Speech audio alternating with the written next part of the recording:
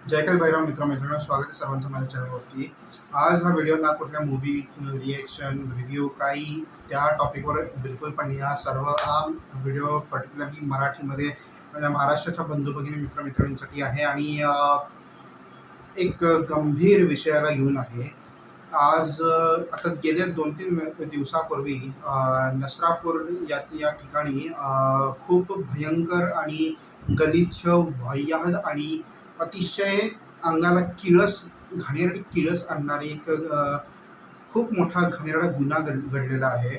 एक 65 वर्षाच्या एका नराधमानं केवळ एका छोट्याशा 3 वर्षीय चिमुकलीच्या जीवावरती बलात्कार आणि तिचा दगड किंवा विटा फेकून खूप गंभीर पद्धतीने तिचा कत्ल करण्यातला एक घाणेरडा प्रकार समोर आला आहे. हे घडलं होतं 1 मेच्या दिवशी, आय थिंक शुक्रवारी घडला होता. सॉरी, दुपारी 3च्या सुमारास घडला होता. आणि त्याच्यानंतर काल आणि आज हे 2 दिवस कंटिन्युअसली या गोष्टींवरती आउटरीच पडलेला आहे. बाहेर सगळीकडे खूप जास्त आंदोलन सुरू आहे. आणि म्हणजे जेवढा आता अपडेट झालेला आहे, जेवढा आता डेव्हलपमेंट झाले ते मी आता विदाऊट एनी स्क्रिप्टिंग सगळं बनवत आहे. मी काही स्क्रिप्ट केलेलं नाही आहे यावेळेस आत्ताच्या या व्हिडिओसाठी. जास्त मी सध्या नुसतं माझे मत मांडणार आहे. अजून 2-3 दिवस जरा अजून बघणार आहे की किती काय काय डेव्हलपमेंट्स होत आहेत, काय घडतंय काय नाही घडतंय, थोडंसं बघणार आहे 3 दिवस. मग अजून एक डिटेल व्हिडिओ काढून मी. पण सध्या तरी नुसती एवढीच प्रतिक्रिया द्यायची आहे मला की जे काही घडलेले हे अत्यंत वाईट, घाणेरडा, दुर्दैव, प्रचंड घीन आणणारा एक मोठा गुन्हा घडलेला आहे. आणि आपल्या सरकारासाठी आपले पोलीस कर्मचारी आणि आपल्या पोलिसांच्या न्याय डिपार्टमेंट असलेल्या सगळ्या लोकांसाठी शरमेची गोष्ट आहे. कारण ज्यांनी हा गुन्हा केला, भीमराव कांबळे नावाच्या व्यक्तीने हा केला. 65 वर्षाचा हा म्हातारा आहे.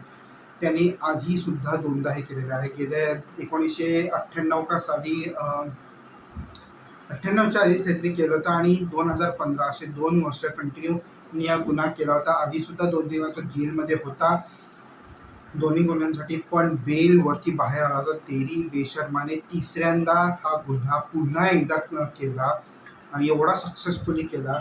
आणि अजूनही न्यायपालिकेला काहीही लाज वाटत नाही, काहीही फरक पडत नाही आहे. त्याला व्यवस्थित त्याला एका प्रोटेक्शन अंडर ठेवलेला आहे. व्यवस्थित त्याला पाळतात, पोसतात, खाऊ घालतात. त्याला काहीही त्याला मारहाण केली जात नाही, काही केलं जात नाही आहे. उलट आपल्या नवले ब्रिजच्या खाली जेव्हा काल आंदोलन घडलं गेलं, काल दुपारपासून बाय द वे आंदोलन केलं होतं. काहीतरी 3:30-4 वाजल्यापासून ते रात्री 10 वाजेपर्यंत नवले ब्रिज पूर्ण बंद केला होता. मुंबई-बँगलोर हायवे, मुंबई-सातारा आहे, पुणे-सातारा हायवे सर्व बंद करून टाकले होते. खूप मोठा आंदोलन केलं होतं आपल्या नागरिकांनी. ज्या मुलीच्या पीडित मुलीच्या आई वडील आणि त्यांच्या सगळ्या नातेवाईकांनी तिचा देह आणून तिथं रस्त्यात थांबवला होता ओंकारेश्वरला जायच्या आधी. आणि तिथं सगळ्यांनी आंदोलन केलं की तो गुन्हेगार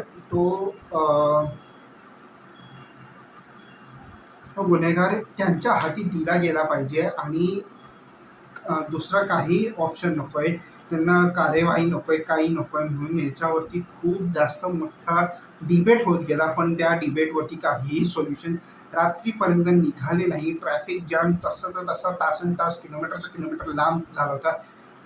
शेवटी तो ट्रॅफिक सोडवायला आणि त्या ट्रॅफिकचं कारण की लोक खूप वेळ थांबली आहेत, लोकांना त्रास होत आहेत. तिकडं मागं काही थोडीशी आजारी लोकंसुद्धा ट्रॅव्हल करतायत, तर ज्यांना इमर्जन्सी आहे काय आहे त्या लोकांसाठी ट्रॅफिक सोडायचा म्हणून आंदोलकांवरती लाठीचार्ज करण्यात आलेला आहे. लिटरली पोलीस तैनात केली आणि अजून आय थिंक CRPF सुद्धा तैनात केली होती. त्यांना तैनात करून लाठीचार्ज करून त्या लोकांना तिथून हाकलून लावला. लोकांचे मोबाईल जप्त केले, चेक करा तुम्ही काय रेकॉर्ड केले, काय आहे त्याच्यात वगैरे बघायला. पण त्या गुन्हेगाराला व्यवस्थित त्यांनी प्रोटेक्शनमध्ये ठेवलं, त्याला काही होऊ देत नाही आहे. त्याच्यावर काही अक्रोच आत्तापर्यंत येऊ दिली नाही. आज तर सकाळी त्याला जेव्हा कोर्टापाशी आणलं तेव्हा सुद्धा एक कुठली तरी महिला ॲक्टिव्हिस्ट आणि तिच्या काही माणसांनी तिकडं त्याला पकडायचा झोडपायचा प्रयत्न केला, पण पोलिसांनी प्रचंड जोर लावून त्यांना धक्के मारून ढकलून लावलं. त्याला पूर्ण प्रोटेक्ट करून ठेवलेलं आहे, ज्याची खूप जास्त लाज वाटली पाहिजे आपल्या न्याय कर्मचाऱ्यांच्या, न्याय डिपार्टमेंटच्या लोकांना सगळ्यांना लाज वाटली पाहिजे. कारण ही वेळ नाही, कारण दोनदा यांनी हा गुन्हा केलेला आहे. तो पुन्हा दोनदा दाखलून त्याला जेल होऊन तो बेल होऊन पुन्हा तिसऱ्यांदा त्यांनी हा गुन्हा केलेला आहे.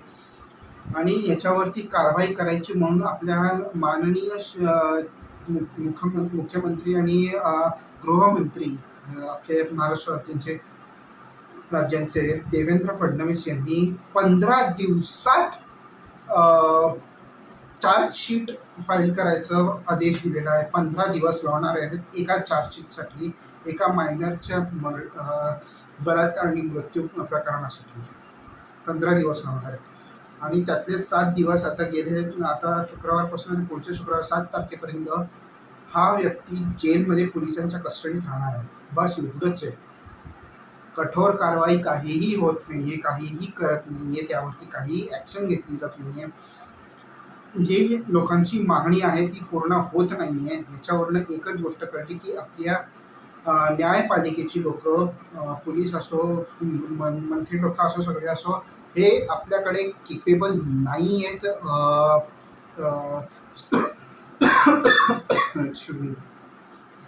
स्ट्रिक्ट लॉज आणि रेग्युलेशन्स इम्प्लिमेंट करण्यात अजिबात सक्षम नाहीत. त्यांना जमत नाही का.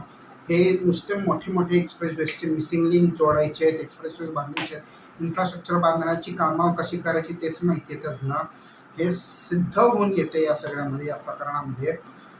हे एक आज एक खूप मोठी लाज आणणारी घाणेरडी हे आहे,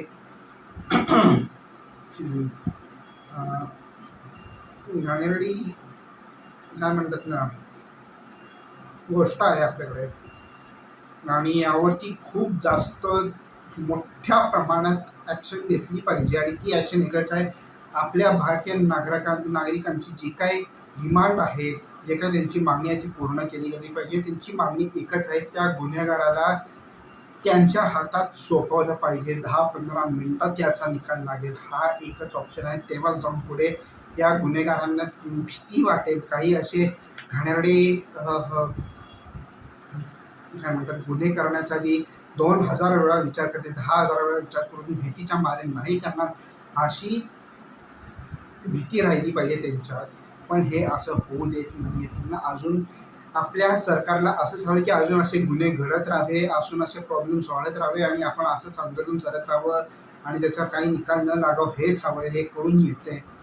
हे खूप मोठा फेलियर आहे आपल्याकडे. नॉट ओनली आपल्या स्टेट वाईज पण इवन सेंट्रल गव्हर्नमेंटच्या बाबतीत पण एवढ्या गेल्या काही वर्षात, स्पेशली 2020च्या पॅन्डेमिकच्या याच्यापासून ते आत्तापर्यंत जेवढे गुन्हे झालेत, मोठाले गुन्हे, बलात्काराचे गुन्हे झाले आहेत. लास्ट इयर पोर्शाचा तो केस झाला, पोर्श ॲक्सिडेंटचा केस झाला. आधी 2-3 वेळा बलात्काराचे अजून केस झाले. एका बदलापूर अंबरनाथ ठिकाणी झाला होता. तिथून परत अजून कुठला झालं होतं. असे काही गुन्हे घडलेले आहेत. बरेच न्यूमरस. आता TCSचं जे आता घडलेलं आहे नाशिकमध्ये ते कांड, त्याच्यावरनं एकच कळून येतं की आपली सरकार एवढी सक्षम नाही आहे लॉज इम्प्लिमेंट करण्यात आणि स्ट्रेट करून घेण्यात. ह्या खूप मोठा फेलियर आहे आपल्या सरकारचा आणि ह्याचा खूप मोठा निषेध केला गेला पाहिजे. आणि ह्याच्यावरती लवकरात लवकर इम्प्लिमेंटेशन, आता तरी लाज वाटून इम्प्लिमेंटेशन झाली पाहिजे. कारण हा खूप मोठा लाजेचा प्रश्न आहे आपल्यासाठी, आपल्या राज्यासाठी. कारण आपल्याकडे असंच प्रवीण तरड्यांचा पण स्टेटमेंट आहे. त्यांनी तर लिटरली इंस्टाग्राम पोस्टवरती टाकले की त्याला शिक्षा खूप गंभीर त्याने शिक्षा दिली गेली पाहिजे म्हणून. अशी खूप चांगली पोस्ट टाकली त्यांनी इंस्टाग्रामवरती प्रवीण तरड्यांनी. आणि त्यांनी इंटरव्ह्यूमध्ये सांगितलं पण होतं की जर का भोर आणि जिथे हा प्रकार घडला तिकडच्या लोकांच्या ताब्यात त्या गुन्हेगाराला दिला आणि त्याला मारून टाकला, तर जाऊन छत्रपती शिवाजी महाराजांची भूमी आहे हे आपल्याकडे सिद्ध होईल आणि त्यावेळेस जाऊन त्या चिमुकल्या जीवाला न्याय मिळेल.